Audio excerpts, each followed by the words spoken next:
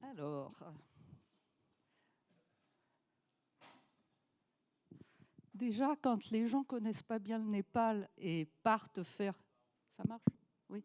Et partent faire du trek, il y en a qui se disent, ça m'embête quand même d'employer des porteurs pour porter mon sac, parce que c'est un peu de l'esclavage. Et en fait, non, il faut oublier cette idée. Au Népal, tout le monde porte pour les activités quotidiennes depuis des générations. Et si on emploie des porteurs, ça leur permet de gagner un peu d'argent parce que c'est un pays extrêmement pauvre où la majorité des gens en ont besoin quand ils exercent ce métier pour faire vivre leur famille, pour envoyer leurs enfants à l'école, etc. Et en espérant que leurs enfants pourront faire un autre travail que celui de porteur. Alors, je vais faire un peu d'historique pour expliquer qui sont les porteurs au cours de l'évolution des expéditions et du tourisme. Le Népal, il a été complètement fermé aux étrangers jusqu'à 1950. À l'époque, il y avait l'Empire britannique aux Indes qui a cartographié l'Inde et mesuré l'altitude des sommets. Et ils se sont aperçus en 1856 que l'Everest était la plus haute montagne du monde, à la frontière du Népal et du Tibet, en mesurant à partir de l'Inde à 160 km de distance et avec des théodolites et par trigonométrie. Les Britanniques, il y avait parmi eux un certain nombre d'alpinistes qui avaient déjà beaucoup grimpé à Chamonix en particulier, hein, et dans les Alpes, en Suisse également, et qui se disaient que les montagnes les plus hautes du monde, ça pourrait être bien d'aller les grimper. Donc en fait, ils ont essayé d'avoir des autorisations pour aller au Tibet, mais à l'époque, le Tibet, il était fermé également aux étrangers. Mais bon, il y a eu une mission qui est allée voir le 13e Dalai Lama pour faire un accord commercial, et puis ils ont mis une petite clause pour dire on a envie d'aller voir les sommets. Donc en 1921, il y a eu la première exploration. Alors je vous montre juste rapidement la carte du Népal, donc, qui est coincée entre le Tibet et l'Inde. Ici, vous avez la région de l'Everest, ici la région de l'Annapurna, qui sont les deux principales régions de trekking. Mais donc, pour aller grimper l'Everest, ils sont partis de Darjeeling et ils ont fait 500 km à pied pour aller à l'Everest. Donc, évidemment, il fallait des porteurs pour faire leur première reconnaissance, puis les premières expéditions. Et alors, comme porteurs, ils ont pris des Sherpas. Les Sherpas, ce sont des Tibétains d'origine qui ont migré du Tibet vers le nord du Népal, par un col à plus de 5000 mètres, au début du XVIe siècle. Et c'était des pasteurs nomades qui se déplaçaient avec leur yak, qui sont devenus des agriculteurs sédentaires dans la région du Khumbu, c'est-à-dire la région de l'Everest. Et c'est des populations qui sont adaptées génétiquement à la haute altitude. Et donc ça, c'est important pour la suite du topo. Pour les Sherpas et les Tibétains, les montagnes, c'est la demeure des dieux. Ils n'avaient aucune intention d'aller grimper sur les sommets. Mais bon, certains jeunes Sherpas qui avaient envie de trouver du travail et qui étaient un peu aventuriers étaient partis s'installer à Darjeeling, donc au nord de l'Inde, juste à la frontière du Népal, et ils ont été recrutés donc par les Britanniques pour faire les premières expéditions. Et donc ils ont donné toute satisfaction parce que comme ils étaient bien adaptés à l'altitude, ils pouvaient porter des charges lourdes. Et en fait, comme ils étaient habitués à porter des charges lourdes dans leur vie quotidienne, finalement, ils trouvaient que le travail n'était pas très difficile. Et en plus, ils étaient payés pour le faire. C'était la première fois de leur vie qu'ils voyaient de l'argent. Alors voilà quelques photos historiques des premières expéditions et des premiers porteurs. Leur principale motivation, donc, c'était d'obtenir un salaire et d'avoir des références pour pouvoir retravailler ensuite avec d'autres expéditions. Donc, ils ont été progressivement reconnus. Il y avait un registre, on leur donnait un livret signé. Après, les meilleurs, on leur a donné une médaille. Quand ils étaient capables de monter des charges jusqu'à 8000 mètres sur l'Everest, ils avaient une médaille de tigre des neiges. Et puis, les meilleurs ont été appelés Sirdar, ont été nommés Sirdar, c'était le chef des porteurs. Et donc, il y en a eu deux en particulier qui ont été très renommés parce qu'ils ont fait, en particulier Tenzing Norgay, il est monté à l'Everest un peu plus tard. Après, donc, il y a eu quelques expéditions côté tibétain, et puis finalement, il y a eu la Deuxième Guerre mondiale, donc tout ça s'est arrêté. Et en 1947, l'Inde est devenue indépendante. Le Tibet a été envahi par les Chinois en 1950 et il a fermé ses frontières.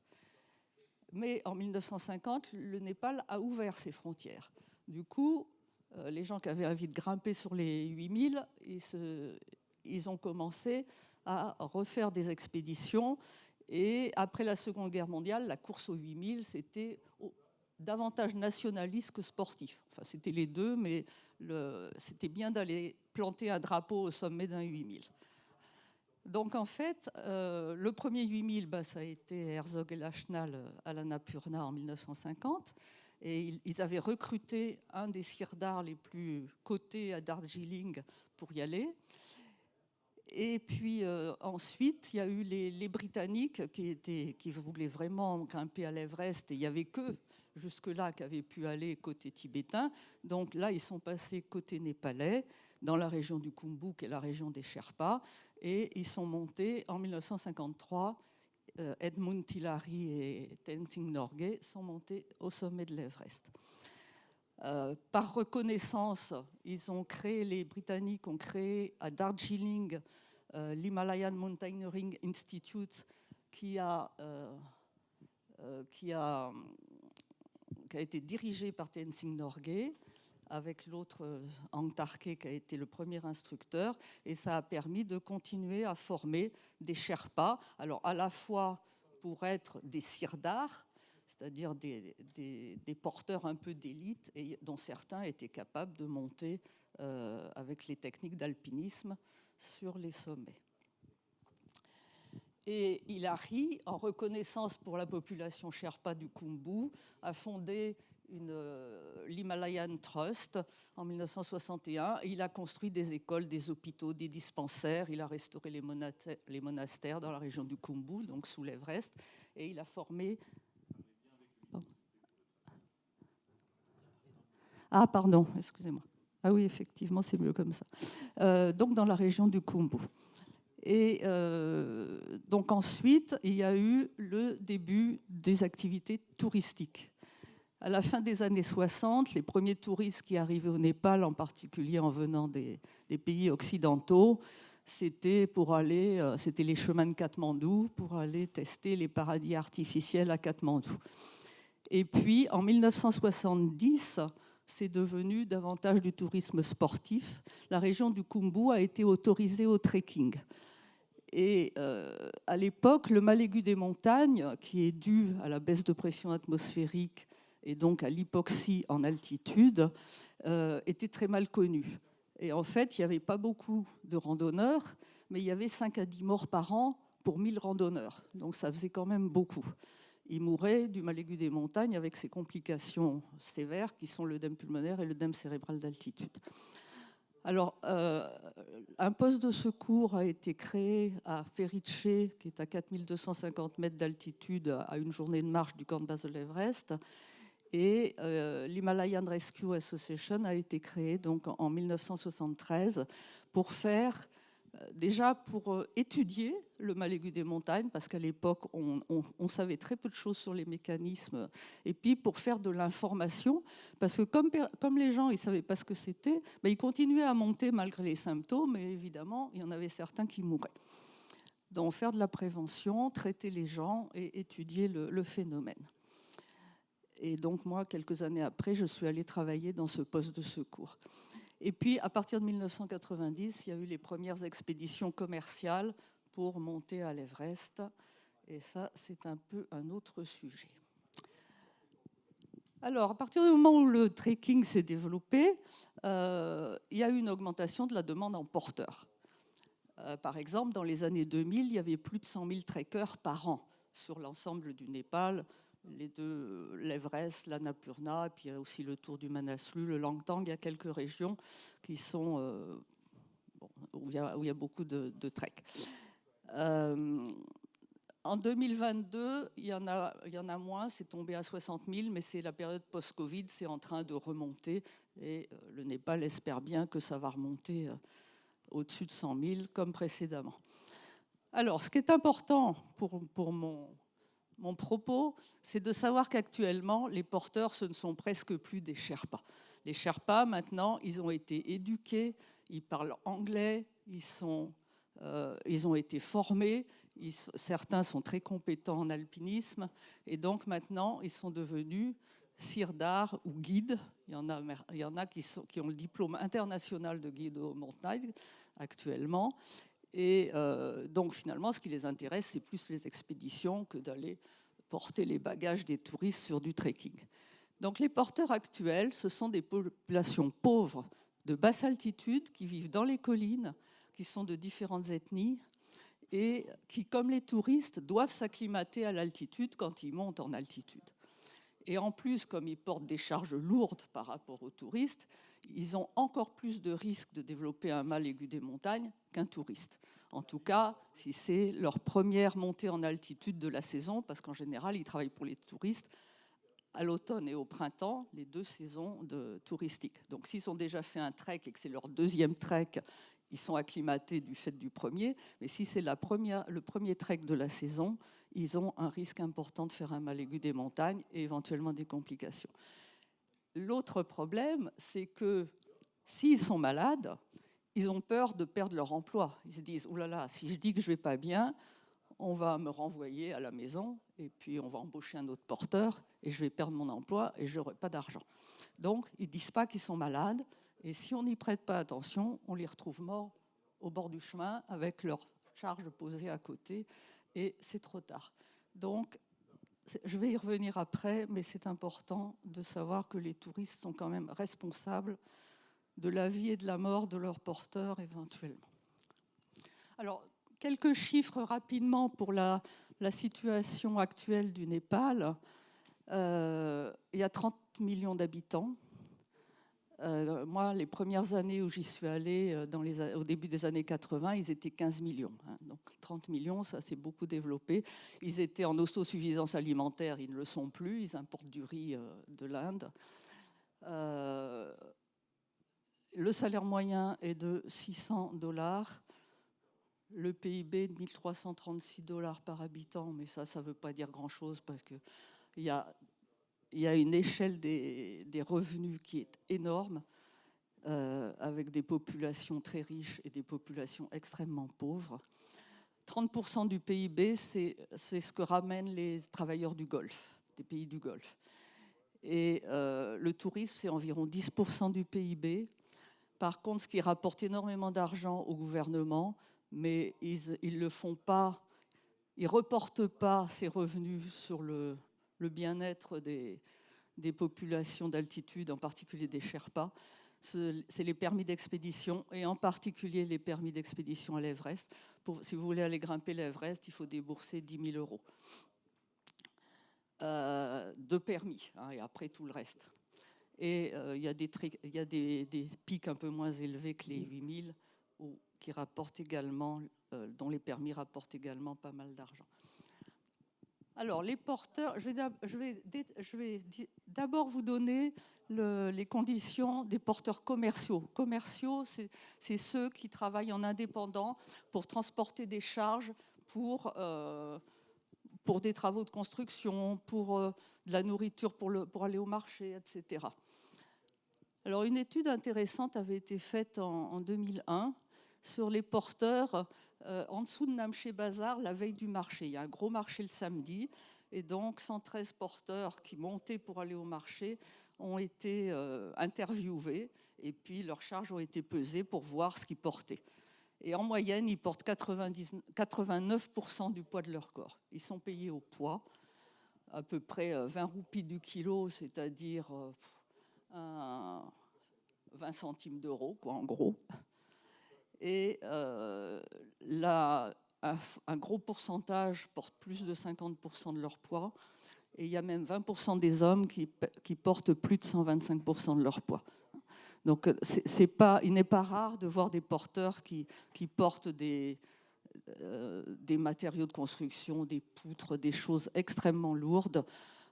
Et même maintenant qu'il y a des lodges très bien équipés en haute altitude, ils peuvent porter une machine à laver ou un frigo, et voilà, sur des kilomètres. Alors, par rapport à ça, les porteurs qui travaillent pour les touristes, qui sont le plus souvent des agriculteurs et qui vont être porteurs en saison touristique pour compléter leurs revenus. Donc, eux, ils ne parlent pas anglais, enfin, ou très rarement. Donc, ils sont recrutés par le CIRDAR, qui, lui, peut parler leur langue et communiquer avec eux. Il n'y a pas de mineurs qui travaillent, contrairement aux porteurs commerciaux. Et théoriquement, la charge est réglementée à 30 kg. En pratique, ce n'est pas toujours contrôlé, mais en principe, les agences doivent réglementer. Et ce qui veut dire qu'ils portent 2 sacs de touristes. On demande aux touristes d'avoir un sac qui ne dépasse pas 15 kg et ils portent 2 sacs chacun. Ils sont mieux payés que les porteurs commerciaux. Les derniers tarifs que j'ai obtenus, c'était 1200 roupies par jour avant la période Covid. Ça a probablement un petit peu augmenté. 1200 roupies, ça fait à peu près 10 € par jour.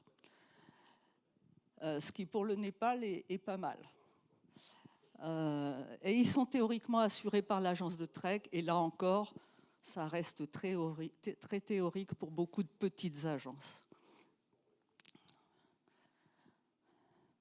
Alors bon, voilà quelques images de porteurs. Et quelques images aussi sur la neige pour vous parler d'un problème important ensuite. Alors moi j'ai travaillé en 90 au poste de secours qui est au pied de l'Everest et j'ai soigné donc des touristes et des Népalais. Les Népalais qui étaient souvent des porteurs qui accompagnaient les touristes parce qu'à cette altitude il n'y a plus vraiment de village permanent. Et les motifs de consultation pour les Népalais, il y avait des problèmes liés à l'altitude. Et puis beaucoup de problèmes respiratoires. Alors au Népal, il y a énormément de tuberculose. Donc quand un porteur tousse, on ne sait pas trop si c'est juste parce qu'il tousse, comme les touristes, parce qu'à haute altitude, l'air est sec, il y a de la poussière sur les sentiers et il y a beaucoup de gens qui toussent. On appelle même ça la toux du Khumbu là-bas. Donc, mais il y a probablement certains porteurs qui ont la tuberculose en plus de ça. En plus, dans les maisons, dans cette région, il n'y a pas de cheminée. Ils font du feu pour faire la cuisine, mais il n'y a pas de cheminée, donc souvent l'atmosphère est enfumée. Les problèmes dentaires sont fréquents chez les Népalais et j'avais appris à arracher les dents avant de monter. Je pense qu'on a fait ça 2 fois pendant la saison. Beaucoup de problèmes dermatologiques, beaucoup ont la gale. Et puis, il y a un risque de gelure, il n'y en avait pas eu sur cette série. Et puis, l'ophtalmie des neiges. Alors, l'ophtalmie des neiges, c'est vraiment un problème quand les porteurs passent sur la neige et que les touristes ne leur ont pas fourni, prêté. Le plus souvent, il suffit de le prêter pendant les jours où on passe sur la neige, des lunettes de soleil. Quand un touriste fait une ophtalmie des neiges, en général, l'année suivante ou la fois suivante, il s'en souvient, il met des lunettes. Un porteur, s'il fait une ophtalmie des neiges à chaque saison de trekking, il va avoir des séquelles, il peut rester aveugle. Donc c'est important aussi de prévenir ça. Alors le poste de Ferice où j'ai travaillé, et puis le poste de Matschermo à droite, je vais vous en parler juste après. Là, pour revenir à la pathologie d'altitude, chez les Népalais, on avait eu un cas sévère d'œdème cérébral et pulmonaire qu'on avait traité en caisson de recompression. Et puis, j'avais été appelée un jour pour monter un peu plus haut, constater le décès d'un porteur au bord du chemin. Il avait la mousse qui lui sortait de la bouche. Il était mort manifestement d'œdème pulmonaire d'altitude. Et l'agence de trekking avait besoin d'un certificat de décès pour l'assurance, ce qui veut dire que c'était une agence qui était assurée, et ça, c'est bien. Alors, une association a été créée en 1997 suite au décès d'un porteur sur le Tour des Annapurna. Il était mort d'un œdème pulmonaire et cérébral. Enfin, il présentait des symptômes d'œdème pulmonaire et cérébral associés au col qui est sur le Tour des Annapurna, qui est à 5400 mètres. Et le groupe de trek qu'il employait l'a laissé redescendre tout seul. Il est mort dans la descente et il a laissé une femme et 2 jeunes enfants sans ressources. Alors, le médecin du poste de secours de l'Himalayan Rescue Association, qui est sur le tour des Annapurna, a créé cette ONG britannique qui était financée en grande partie par un himalayiste bien connu qui est Doug Scott. Et cette ONG, elle a, avec l'accord des autorités locales, a créé un poste médical à Matschermo, dans la vallée de Gokyo, c'est aussi dans la région du Khumbu, et associé pour soigner les porteurs, faire de l'éducation des porteurs sur leurs droits et sur ce qu'est le mal d'altitude, et à installer aussi un abri pour les porteurs, parce que très souvent les porteurs ils dorment dehors, donc c'était très utile pour les porteurs. Et un deuxième poste un peu plus tard en haut de la vallée en 2011. C'était c'était tenu par des médecins bénévoles britanniques qui donnaient des soins gratuits aux porteurs et à la population locale et des soins payants pour les touristes, comme le poste de Etcherre à Ferice. Et donc, ça donnait un équilibre budgétaire. En 2016, les médecins britanniques ont commencé à être remplacés par des médecins népalais qui ont été formés à la médecine d'altitude. Moi, j'ai fait des cours pour leur diplôme international de médecine de montagne à Katmandou. Et le problème, c'est qu'en 2017, il y a eu un nouveau gouvernement local et il y a eu... Combien? Une minute? Bon, on va y arriver. Et il y a eu un système, il y a eu une révélation d'un système de corruption généralisé entre les agences de trek, les propriétaires des lodges, les compagnies d'hélicoptères, les cliniques privées de Katmandou, une arnaque aux assurances.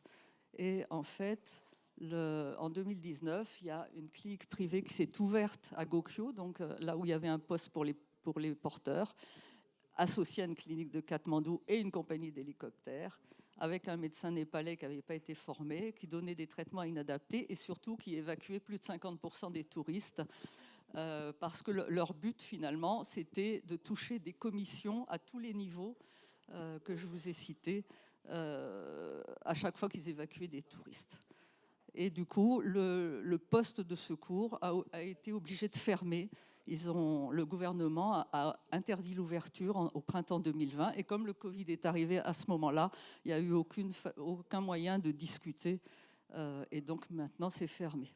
Il y a une autre ONG à Katmandou qui est une ONG népalaise soutenue par des fonds internationaux qui aide les porteurs, qui les éduque, qui leur donne des cours de premiers soins, des cours d'hygiène et des cours d'anglais pour qu'ensuite ils puissent évoluer de porteurs, kitchen boy, cook, sherpa, sirdar.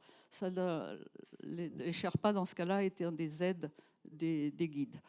Et ils ont monté une banque de vêtements à Katmandou pour les porteurs et ils informent également les touristes sur les droits.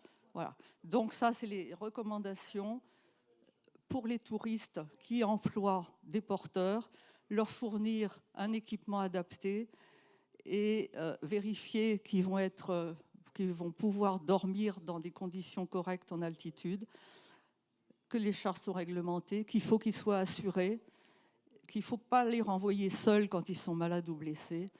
Et à la fin, l'avantage aussi par rapport aux porteurs commerciaux, c'est que les porteurs avec les touristes, en général, ils ont en plus à la fin un pourboire, on leur donne des vêtements, on peut éventuellement leur donner une lettre de recommandation. Merci de votre attention.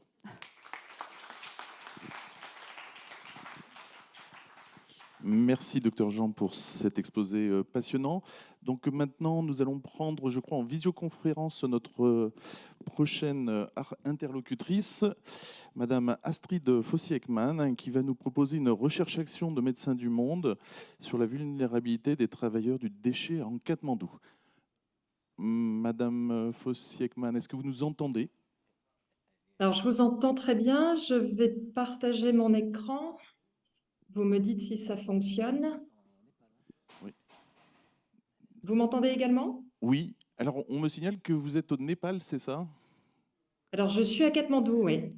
Quel est Je suis à Katmandou et je remercie le docteur Jean parce qu'elle a bien présenté du coup le Népal. Et ça, Donc, on a un décalage horaire de 3h45. D'accord. Merci. Et donc, on voit bien Voilà. la présentation. Vous pouvez passer en mode plein écran. Oui, c'est ça. Hop, voilà. Excellent. Bon, Donc, bonjour. je vous laisse la parole Oui, pour 20 minutes exactement. Merci beaucoup. très bien. Merci. Donc, bonjour à toutes et à tous. Je vais vous présenter cette étude qui a été faite par Médecins du Monde et des partenaires sur les travailleurs de déchets dans la vallée de Katmandou. Alors, tout d'abord, la question des déchets à Katmandou. C'est un problème environnemental et de santé publique qui est absolument majeur ici. La vallée de Katmandou, ça représente environ 3 millions d'habitants en zone urbaine, avec une croissance urbaine de 3,2% par an. Quand on est à 3,5%, ça signifie que la population double tous les 15 ans. Donc il y a une urbanisation qui est très très forte et donc un problème de gestion des déchets qui est croissant chaque année. Les déchets sont gérés par la municipalité, enfin par les municipalités, il y en a 3 dans la vallée. Et malheureusement, ces municipalités sont assez défaillantes avec des manques de financement, des difficultés en gestion de leurs ressources humaines, ce qui fait qu'au final, la gestion des déchets est largement dévolue au secteur informel. On estime qu'il y a entre 15 et 20 000 travailleurs de déchets informels dans la vallée qui vont faire du recyclage, alors de la collecte, du recyclage dans des petites échoppes qu'on appelle les junk shops en ville et qui travaillent également sur la décharge. L'une a été fermée et la nouvelle à Bancharedanda a ouvert il y a peu et elle est déjà à peu près à moitié pleine. Donc, c'est une population, on va en parler en vous présentant les résultats de l'étude, c'est une population qui a une expertise très forte en termes de gestion de déchets et de recyclage, de tri, qui a une contribution sociale extrêmement importante dans la vallée, mais qui est particulièrement vulnérable. Alors, la raison pour laquelle on a mené cette étude, alors d'une part, il y avait le souhait de produire de la connaissance parce que c'est une population qui est assez peu connue ici. Il y a peu d'études sur le sujet. Et puis, c'était pour nous qui souhaitions, donc Médecins du Monde, en partenariat à cette époque avec une ONG népalaise, FAZE, on souhaitait mettre en place une intervention auprès de cette population-là. Et on avait donc besoin de mieux comprendre leurs difficultés d'accès aux soins, les problèmes de santé auxquels ils pouvaient être exposés et quel était leur parcours de soins. On a mené donc cette étude en 2017 avec l'université de Sheffield. Donc on a commencé par une partie quantitative, par questionnaire, avec des outils adaptés comme le PHQ-9 sur la santé mentale, auprès de 1278 travailleurs de déchets. Et on a souhaité ensuite la compléter par une récolte de données qualitatives avec des entretiens approfondis et des focus group pour creuser certains points, notamment les questions d'accès aux soins et les questions de discrimination. Alors, les résultats. Les travailleurs de déchets, donc informels, c'est une population qui est plutôt jeune. Je crois que je vous cache peut-être une partie du PowerPoint. C'est une population qui est plutôt jeune, entre 18 et 39 ans, très largement masculine. Et une grande partie d'entre eux sont mariés mais vivent seuls. Beaucoup sont soit logés dans les échoppes dans lesquelles ils travaillent et dans lesquelles ils font le recyclage, soit logés dans des habitats divers en zone urbaine, une partie d'entre eux étant en bidonville. C'est une population qui est fortement illettrée. On a vu dans l'étude que la moitié d'entre eux n'avaient pas d'éducation scolaire et la moitié d'entre eux étaient illettrés, alors que le taux d'alphabétisation au Népal est de 71%. Ensuite, ce qu'on a constaté, c'est que pratiquement la moitié d'entre eux étaient indiens. La frontière entre le Népal et l'Inde est tout à fait poreuse. Les Indiens n'ont pas besoin de visa ou de la présentation de quelconque document pour pouvoir rentrer au Népal. Et beaucoup d'entre eux viennent travailler dans le domaine de la gestion des déchets au Népal. Je n'arrive plus, voilà. Alors, la plupart d'entre eux, en médiane, on a trouvé que les travailleurs de déchets étaient dans ce domaine-là depuis 7 ans, ce qui fait qu'ils ont une réelle expertise qui s'est développée au cours de ces années de pratique. Ils ont un revenu qui est assez faible. Alors, comme le disait le docteur Jean, c'est toujours très dur de comparer avec des revenus moyens au Népal s'il y a beaucoup de travail informel, il y a beaucoup de disparités entre les villes et les campagnes. Mais 500 roupies par jour à Katmandou, ça reste très faible. Et puis, ils sont exposés à tout un ensemble de risques. Notamment, il se trouve que le système de gestion des déchets médicaux est peu fonctionnel à Katmandou, et donc beaucoup d'entre eux viennent au contact de déchets médicaux. Et également, et donc voilà, donc la plupart d'entre eux considèrent leur métier comme un risque, et pourtant, ils sont encore plus nombreux à se dire satisfaits de leur travail. En termes de santé perçue, on retrouve dans la santé perçue des travailleurs de déchets népalais des pathologies qu'ils ont ressenties dans les mois précédents qui sont assez communes avec ce qu'on peut retrouver dans d'autres populations de travailleurs de déchets ailleurs dans le monde. La fatigue, le mal de dos, les douleurs dans les jambes et les bras, ce qui est souvent lié au portage des déchets, aux positions dans lesquelles ils sont installés pour recycler ou faire le tri, ou pour collecter sur la décharge. Et puis, 66% d'entre eux, donc plus de la moitié, nous ont dit avoir subi un accident du travail dans les 12 derniers mois. Pour la plupart, ce sont des coupures. Il y a également un nombre assez important de piqûres avec des seringues, donc quand ils sont au contact de ces déchets médicaux. En termes de santé mentale, on aurait 27,4% qui rapportent des symptômes de dépression de degrés assez variés, sachant que dans la population népalaise, quand ces outils ont été utilisés pour mesurer les symptômes dépressifs, on est plutôt autour de 20%. Et les femmes montrent davantage de symptômes que les hommes. Pour ce qui est de l'accès au système de santé, alors on est en zone urbaine, donc il y a en général un accès assez simple, entre guillemets, en tout cas géographiquement. Ils ont toujours une pharmacie pas très loin, un centre de santé, une clinique privée. Et beaucoup déclarent avoir... on sait que souvent le premier recours, c'est la pharmacie. C'est ce qu'on a retrouvé dans nos études, ce qu'on retrouve dans des entretiens informels qu'on mène avec eux. Ils vont également beaucoup dans les cliniques ou les hôpitaux privés et relativement moins dans les centres de santé et les hôpitaux publics. La plupart se disent satisfaits des services de santé utilisés. On a eu un peu de mal à interpréter cette donnée parce que malheureusement, on n'avait pas les moyens de savoir si cette satisfaction est la même, dans quelle mesure elle se différencie entre le recours aux pharmacies, le recours aux cliniques privées ou aux infrastructures publiques. Ce qu'on sait, c'est que le recours aux privés et aux pharmacies est notamment lié à des horaires d'ouverture plus larges qui conviennent mieux à leur travail et au fait également d'être servis plus rapidement, avec moins d'attente, et ils sont favorables à l'idée de payer pour pouvoir rapidement avoir un accès à des traitements. On s'est aperçu dans l'étude qu'il y a pour les travailleurs indiens un accès plus difficile aux services de santé publique. Les Indiens peuvent accéder aux centres de santé publique. En revanche, pour les hôpitaux, c'est beaucoup plus compliqué pour eux. L'accès à la médecine préventive, alors il y a un taux de vaccination infantile qui semble relativement bas. En revanche, on a peut-être un biais sur ce point-là, à savoir que la plupart des répondants étaient des hommes et que traditionnellement, la question de la vaccination est plus dévolue aux femmes. Donc, on a éventuellement un biais sur ce point-là. En revanche, on voit que sur la vaccination adulte et sur le dépistage, on est sur des taux assez faibles.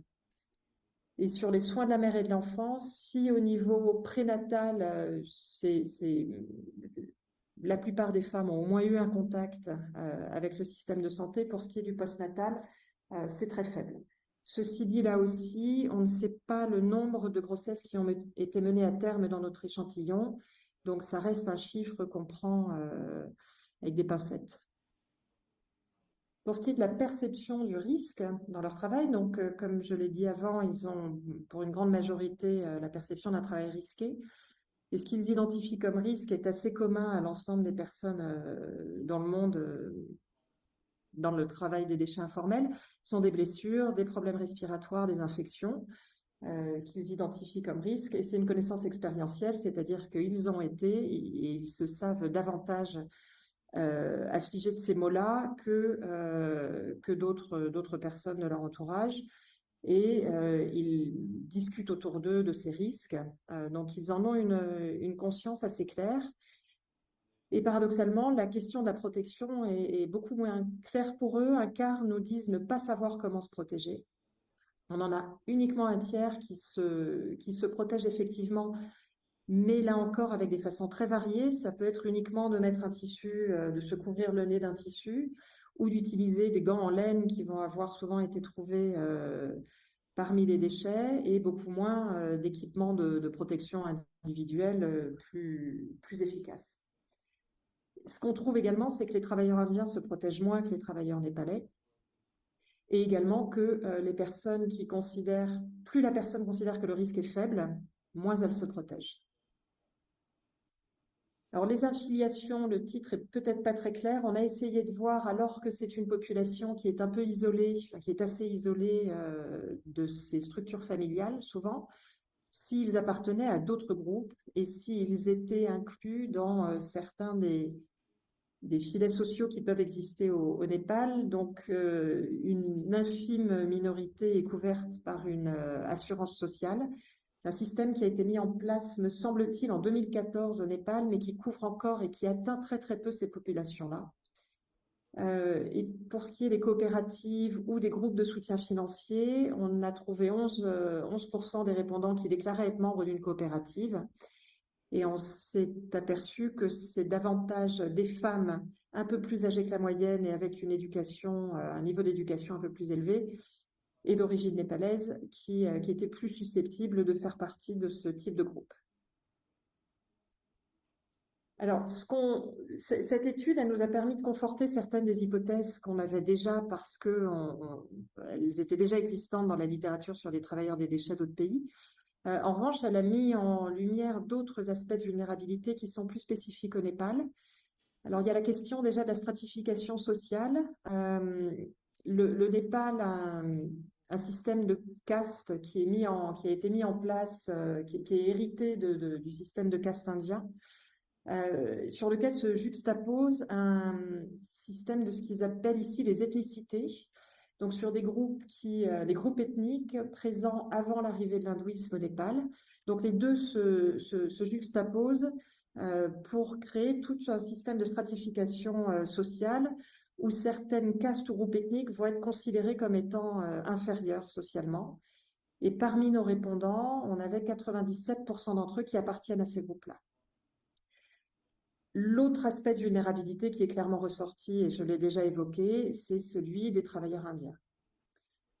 Ensuite, ce qui ressort, c'est l'invisibilisation finalement de ces groupes-là, de ce groupe de population-là. Ce sont des travailleurs informels sans contrat, qui n'existent pas de manière formelle.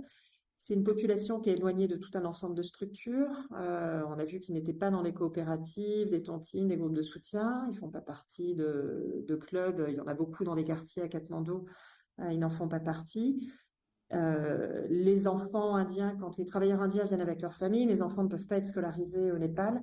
Donc c'est un groupe qui est comme ça assez isolé.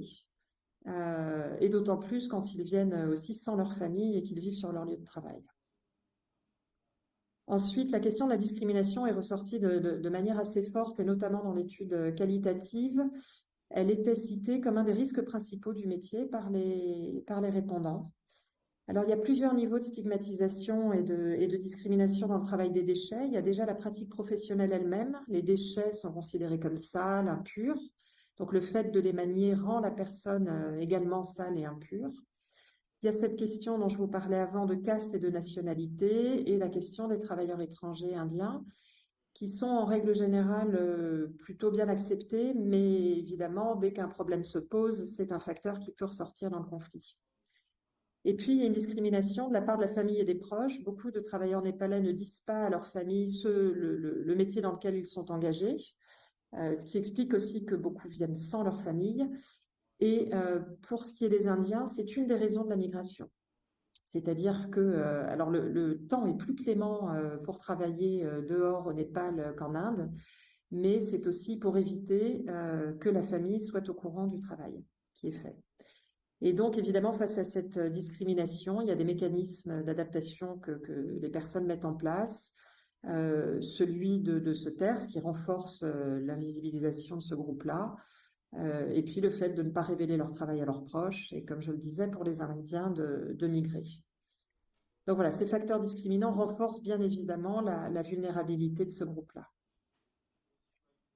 Ce qu'on a conclu de cette étude, du côté de Médecins du Monde et de nos partenaires, c'est qu'il y a une réelle difficulté à la fois politique et culturelle à faire entrer les travailleurs de déchets dans le droit commun. Comment faire en sorte qu'ils soient davantage reconnus, comment faire en sorte que se mettent en place des mécanismes de santé au travail dans le système de santé, comment essayer de lutter contre la discrimination. Alors on envisage plusieurs actions, on a envisagé, puisqu'on travaille sur ce sujet-là depuis 2017 maintenant, on a envisagé plusieurs actions qui sont d'essayer via des coopératives, la valorisation du recyclage, la mise en place de petites mécanisations et beaucoup de travail de plaidoyer auprès des autorités, la reconnaissance et l'inclusion progressive de ces travailleurs dans le système formel, pour ceux qui le veulent bien sûr. Ensuite, l'idée de renforcer également la santé au travail. À l'heure actuelle, dans les centres de santé ou les hôpitaux, la profession n'est jamais demandée aux patients. Donc on essaie de travailler là-dessus. On a renforcé des centres de santé à Katmandou sur la santé au travail, pour que les médecins puissent mieux identifier certaines pathologies dès lors qu'ils connaissent la profession de la personne. Et puis, il y a des besoins en recherche pour avoir une meilleure connaissance encore de cette population. Il faut qu'on arrive à mieux comprendre ce que signifie pour eux l'inclusion sociale et l'équité. On a vu avant ils avaient une grande satisfaction de leur travail. On a fait d'autres études, mais qui ne sont pas encore complètement finalisées, qui montrent que finalement, s'il y a une question de discrimination, elle est aussi dans les yeux des chercheurs, probablement tout autant que dans ceux des travailleurs de déchets. Donc il faut qu'on arrive à comprendre mieux ces phénomènes-là. Également l'usage de l'offre de soins, parce qu'il est très diversifié. On ne l'a pas creusé dans l'étude, mais informellement, on sait qu'il nous parle beaucoup du recours à l'offre ayurvédique, de la médecine traditionnelle indienne. Et ça, on sait assez peu comment ça fonctionne. On a besoin de mieux comprendre les façons qu'ils ont de se soigner et la façon dont ils sont soignés dans le système de santé. Et puis, évidemment, il faut qu'on creuse les questions de genre, la santé des femmes, quelles sont leurs vulnérabilités particulières, quels sont les phénomènes de violence liés au genre dans ce groupe-là. Donc, il y a encore tout un domaine d'études vaste et ouvert sur ce sujet ici. Pour ce qui est des actions de Médecins du Monde en santé et environnement, donc on travaille sur plusieurs sujets, la responsabilité de l'association elle-même et des pollutions auxquelles on peut contribuer, les impacts des règlements climatiques qu'on souhaiterait pouvoir documenter, et puis la santé-environnement, où là on a des projets opérationnels sur à la fois les conditions de vie toxiques pour la santé humaine et les conditions de travail, d'où le projet sur les travailleurs de déchets. Et donc au Népal, on aborde deux sujets, les travailleurs de déchets et les fermiers exposés aux pesticides et aux intrants chimiques. On est sur deux zones, à Népal-Ganj dans le sud, à la frontière indienne, et à Katmandou. Et là, l'idée est vraiment d'essayer de les accompagner à renforcer les capacités individuelles et collectives pour réduire leur exposition à ces différents facteurs nocifs pour leur santé, pour essayer de renforcer les systèmes de santé, notamment dans leur capacité d'identification, de diagnostic et de référencement, et puis pour travailler auprès des autorités locales pour essayer d'émerger ou d'accompagner un changement social pour la reconnaissance soit des pathologies liées aux expositions, soit des travailleurs eux-mêmes quand ils sont dans un travail informel. Voilà, j'en ai fini et je crois que j'ai même 1 minute d'avance.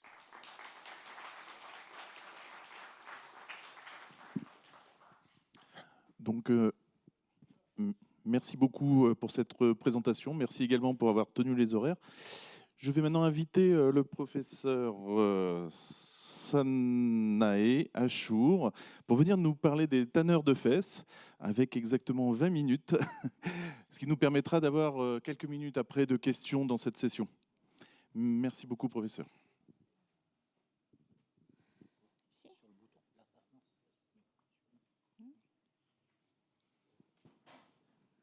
Ah, d'accord.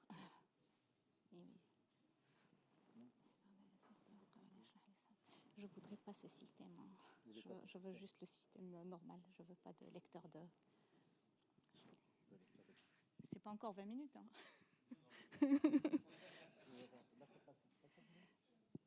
D'accord, ça y est, c'est pas grave. Je voudrais le plein écran, mais bon. Plein écran. Je ne voudrais pas le lecteur de...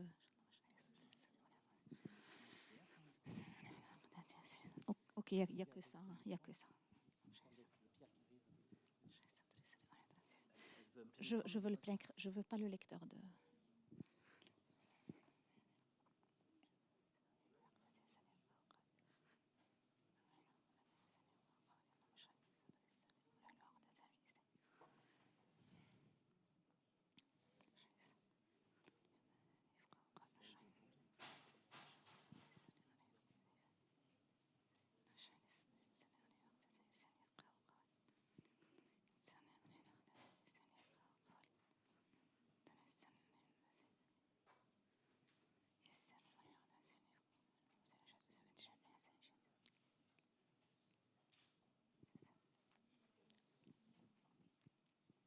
Est-ce que je peux avoir une bouteille d'eau?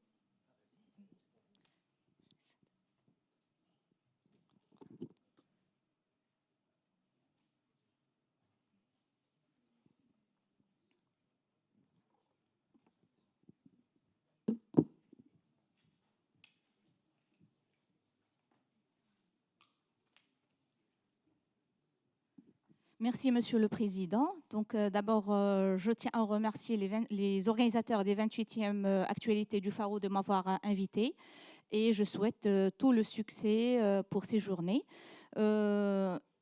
D'autre part, je suis très contente aujourd'hui d'être parmi vous pour partager avec vous notre travail intitulé « Les problèmes de santé au travail chez les tanneurs de la ville de Fès ». C'est un travail qui a été effectué dans le cadre d'un contrat de recherche entre l'Université Sidi Mohamed Ben Abdallah et le ministère du Tourisme, de l'Artisanat et de l'Économie sociale et solidaire. Comme vous le savez très bien, la tannerie est un art ancestral qui a été développé depuis plusieurs années au Maroc et c'était depuis la période de la dynastie des Almohades que ça a été propagé dans le royaume. Et c'est malgré l'avènement de nouvelles techniques, le tannage au Maroc a gardé sa façon traditionnelle dans la majorité des villes marocaines. Alors, derrière ces belles images de maroquinerie, il existe un travail de tanneur qui est très ardueux, très laborieux et avec des conditions de travail très défavorables. Alors, le processus de tannage s'effectue en plusieurs opérations qu'on peut résumer en 3 étapes. Le travail de rivière, le tannage proprement dit et le finissage et le corroyage. Alors, pendant le travail de rivière, les peaux brutes ils sont exposés à des substances chimiques comme la chaux, le sulfure de sodium, ceci pour éliminer tout ce qui est poils. 20 minutes.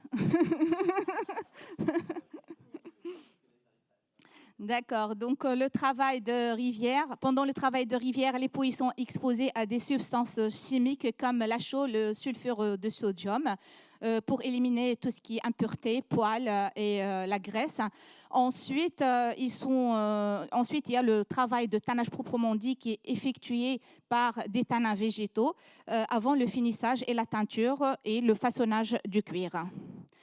Au cours du processus de tannage, les tanneurs sont fréquemment exposés à divers risques professionnels, notamment chimiques. C'est ce qu'on va voir par la suite, c'est tout ce qui est chaux, sulfure de sodium. Il y a aussi une exposition des risques physiques liés à la manipulation des machines tournantes et des lames tranchantes. Le risque biologique lié à la manipulation des peaux brutes ergonomiques, c'est des façons contraignantes de travail. Et aussi les risques liés à la sécurité au travail. Chaque année, les tanneurs sont victimes d'accidents du travail ou souffrent de maladies professionnelles, parfois qui peuvent être mortelles sur le lieu de travail. Au Maroc, aucune statistique n'est disponible sur la surveillance des risques professionnels et leurs effets sur la santé des tanneurs artisans. Les conséquences sanitaires chez les tanneurs artisans restent peu documentées en raison de la rareté des données permettant d'évaluer les expositions professionnelles, et les rares études se sont intéressées à la tannerie industrielle et au risque d'exposition au chrome. Alors, notre étude vient combler ce manque scientifique et elle a comme objectif d'évaluer les effets sanitaires chez les tanneurs artisans de la ville de Fès et comme objectif spécifique de décrire les conditions de travail et l'état de santé des tanneurs artisans à travers une étude de poste et des examens médicaux, d'évaluer l'impact des conditions de travail sur la santé des tanneurs et d'élaborer un plan de prévention des risques toxiques liés aux activités de tannage. Notre étude transversale a été réalisée dans les tanneries traditionnelles, dans les 3 tanneries traditionnelles de Fès, Chouara, Sidi Moussa et Nazletan, entre octobre 2018 et janvier 2021, avec 2 années creuses liées à la Covid. Et avant de commencer notre étude, nous avons bien eu l'approbation du comité d'éthique du centre hospitalier universitaire de Fès. Alors, avant de commencer notre étude, nous avons effectué plusieurs visites sur les lieux pour avoir une idée sur les conditions de travail et pour établir des conditions de confiance. Par la suite, nous avons recueilli des données démographiques et professionnelles et nous avons réalisé des examens cliniques et biologiques. Parmi les 800 sujets exerçant le tannage traditionnel, nous avons eu 400 patients qui ont accepté de répondre à notre questionnaire et de participer à notre étude. Et parmi ces 400, 220 ont bénéficié d'un examen médical et des prélèvements biologiques pour analyse hématologique, biologique et toxicologique. Les données de la population 2, qui est faite de 220 artisans, a été comparée à une population témoin, c'est-à-dire que c'est des participants qui n'étaient pas exposés professionnellement. Alors, ce tableau montre les caractéristiques sociodémographiques et professionnelles des tanneurs. Donc, tous les artisans tanneurs étaient de sexe masculin. Le niveau d'études était primaire dans 46% des cas et l'ancienneté professionnelle était d'environ 27 ans. Alors, 56% avaient une couverture médicale sous forme de RAMED. C'est un système qui permet de se soigner gratuitement à l'hôpital. La majorité du processus de tannage s'effectue en milieu aéré et les ambiances de travail étaient dominées par les mauvaises odeurs, l'humidité, les ambiances chaudes. Le sol et les aires de circulation étaient encombrés. Voici ces diapositives qui montrent un petit peu les substances chimiques auxquelles les tanneurs sont exposés et qui sont représentées par la chaux, l'acide sulfurique, le sulfure de sodium, la mimosa, le take-out, c'est-à-dire la paraphényldiamine, la fiente de pigeon, et vous n'êtes pas sans savoir les risques toxicologiques liés à l'usage de ces produits.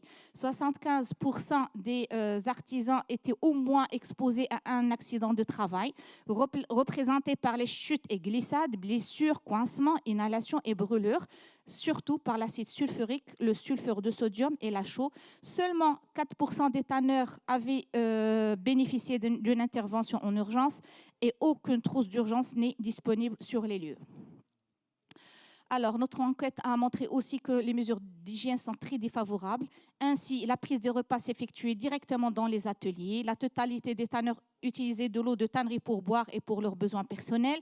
Aucune affiche relative à la santé et sécurité n'a été retrouvée dans les ateliers.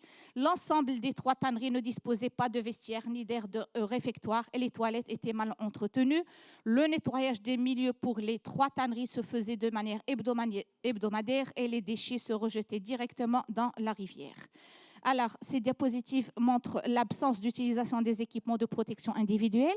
Seulement 3% possédaient des équipements de protection permanents. Environ 71% des tanneurs ont mentionné ne porter que parfois les gants et les bottes de travail et pas d'utilisation de lunettes ni de masques de protection et de respiration. Alors, après avoir décrit les conditions de travail et d'hygiène, on passe maintenant à l'évaluation des effets sanitaires qui, comme je vous ai expliqué lors de la méthodologie, nous avons comparé 2 populations, la population des tanneurs avec une population témoin. Ce tableau, juste pour vous dire que les 2 populations sont comparables au niveau des caractéristiques sociodémographiques. Et l'examen médicale a montré que la prévalence des signes cliniques et des pathologies elle est beaucoup plus élevée chez les tanneurs. Elle était de 85% par rapport à 25% pour la population témoin. Et ces pathologies étaient représentées surtout par des troubles musculo-squelettiques, surtout les lombalgies, les polyarthralgies, des troubles génito-urinaires, dysurie, polyurie, incontinence, atteinte oculaire, sécheresse oculaire, conjonctivite, baisse de l'acuité visuelle, atteinte dermatologique intertrigo, sécheresse cutanée, eczéma, psoriasis, prurite, etc. Troubles pulmonaires représentés par les expectorations, les râles sibilants, c'est-à-dire en relation avec des problèmes asthmatiques, des taux productifs, de la dyspnée et aussi une atteinte digestive. L'analyse multivariée a montré que le travail en milieu humide, l'exposition aux agents biologiques, la durée d'exposition aux produits chimiques supérieure à 7 heures par jour et la non-utilisation des équipements de protection individuelle constituent de vrais facteurs de risque pour l'augmentation des prévalences des pathologies chez les tanneurs. Alors, cette diapositive elle est très intéressante parce qu'elle va nous éclairer sur l'exposition au chrome. Alors, rassurez-vous, les tanneurs, les artisans de fesses ne sont pas exposés au chrome et donc la moyenne des concentrations elle est comparable à celle de la population témoin et elle reste dans les normes inférieures à 1 microgramme par litre. La comparaison des résultats d'analyse hématologique et biochimique des deux populations n'avaient pas montré de différence significative. Par contre, pour l'examen cytobactériologique des urines, nous avons plus d'hématurie, de leucocyturie et de bactéries chez la population des tanneurs par rapport à la population de témoins. Je précise que toute cette pathologie et tous ces problèmes pathologiques ont été pris en charge entièrement par l'étude. C'est logique, c'est légitime. On ne peut pas faire un dépistage sans traiter, sans prendre en charge. Et ensuite, par la suite, à la fin de notre étude, nous avons organisé tous les risques selon le diagramme d'Ishikawa qui présente les problématiques selon les 5 M, matière, matériel, main-d'œuvre, milieu et méthode. Donc, concernant la matière, les tanneurs sont exposés aux produits chimiques, aux agents biologiques. Concernant les risques liés au matériel, c'est la manutention des charges lourdes et la manipulation des machines anciennes et peu sécuritaires. Concernant la main-d'œuvre, il n'y a pas de formation ni d'information des artisans concernant la santé au travail. Il n'y a pas de port permanent des équipements de protection individuelle. Il y a une insuffisance en matière de connaissances sur le stockage et la manipulation des produits chimiques. Concernant le milieu, c'est un milieu à risque puisque les sols y sont humides et glissants, avec présence des odeurs nauséabondes, présence de poussière, de chaleur, de froid, encombrement du milieu de travail et la non-conformité des locaux dédiés au stockage de produits chimiques. Concernant la méthodologie, les postures de travail sont très contraignantes, il n'y a pas de normes de sécurité, l'accès est limité au marché de travail et l'instabilité de travail et de salaire retentit indirectement sur la santé mentale des tanneurs. Alors voici quelques images qui illustrent les risques. Il y a un manque d'hygiène avec exposition aux risques biologiques, il y a les postures de travail qui sont contraignantes. Voilà le monsieur qui est accroupi. Donc, nous avons les produits chimiques, voilà les bassins qui sont remplis de colorants de produits chimiques. Il y a les milieux de stockage qui sont inadaptés. Il y a le manque d'hygiène et le repas qui est en milieu de travail. Il y a le sol humide avec risque de glissade. Il y a la manutention surcharge des pots humides, les risques de coupure d'exposition aux poussières aussi, les mauvaises odeurs. Ce sont vraiment des odeurs très nauséabondes et agressives. Il y a l'usage des produits tranchants comme les couteaux, les lames, risque de choc électrique. Vous voyez un petit peu l'image. Il y a l'exposition directe aux solutions très, très basiques avec un risque de causticité très important. Tout ceci a expliqué la prévalence élevée des pathologies qu'on a trouvées dans notre étude. Et bien sûr, on ne peut pas trouver tout ça sans proposer un plan de prévention des risques toxiques. Il s'agissait d'abord de déterminer en fonction des résultats des phases précédentes les moyens, les méthodes de prévention à mettre en œuvre pour lutter contre les risques sanitaires chez les tanneurs. Et il y avait aussi la proposition d'un plan de prévention contenant entre autres les éléments suivants: une stratégie d'organisation des prestations de surveillance médicale et l'environnement du travail, un plan de communication pour sensibiliser et informer les artisans avec des propositions de support de sensibilisation et d'information. Donc ce plan de prévention a fait intervenir toutes les parties prenantes, notamment la direction régionale, la chambre d'artisanat et les présidents des associations des tanneurs et il a consisté en l'organisation des prestations de surveillance médicale et de l'environnement du travail. Durant ce projet, on a profité de la mise en place et de la création d'un service médical interne avec tous les éléments nécessaires et les outils pour faire une bonne consultation, soit par un médecin général, soit par un médecin de travail. Il y a eu aussi la constitution d'une équipe de suivi et de surveillance. Il y avait des actions entreprises vis-à-vis aux risques qu'on avait identifiés tout à l'heure. Il y avait aussi un plan de communication pour la sensibilisation et l'information des artisans avec proposition de support de sensibilisation et d'information, un plan d'urgence et de secours. Le support de sensibilisation et d'information a porté sur 4 grands axes, à savoir les gestes et les postures à adopter lors de l'activité du tannage, la manipulation des produits chimiques, le stockage des produits chimiques et le port des équipements de protection individuelle. Il a consisté aussi à la mise en place des pictogrammes de signalisation des risques. Et là, je vous présente quelques diapositives qui ont servi pour la sensibilisation concernant, par exemple, les troubles ostéo-articulaires, qui sont les causes, qui sont les moyens de prévention individuelle et collective et qui sont les bonnes manières. Donc, ça a été effectué aussi pour les troubles pleuropulmonaires, dermatologiques, oculaire et intestinale. Bien sûr, ça a été effectué en arabe parce que c'est la langue que maîtrisent les tanneurs. Et vous voyez cette image, je suis très impressionnée par l'immersion des jambes dans des bassins qui sont remplis de colorants et de produits chimiques. Là, on ne peut pas ne pas avoir des troubles génitaux urinaires, ainsi de suite. Donc, cette sensibilisation a concerné aussi la façon de stockage et de manipulation des produits chimiques. Donc, en conclusion, notre enquête sur notre étude a montré que l'enquête sur les lieux de travail a révélé des conditions de travail et d'hygiène très défavorables, avec absence d'équipements de protection individuelle, sans aucune protection et suivi médical. La prévalence élevée des maladies chez les tanneurs artisans était représentée par surtout des problèmes d'appareil ostéo-articulaire, génito-urinaire, oculaire, cutané. Par ailleurs, il n'y avait pas de risque d'exposition accrue au chrome chez cette population. Notre étude a montré aussi qu'il n'y a aucune preuve d'effet hématologique et biochimique néfaste chez cette population. Et si notre plan de prévention a permis d'améliorer les conditions de travail et d'hygiène et a mis en place une salle de consultation, il y a encore un grand travail à faire, c'est le travail de suivi et de surveillance par les comités d'hygiène et les comités de santé au travail. Et je vous remercie.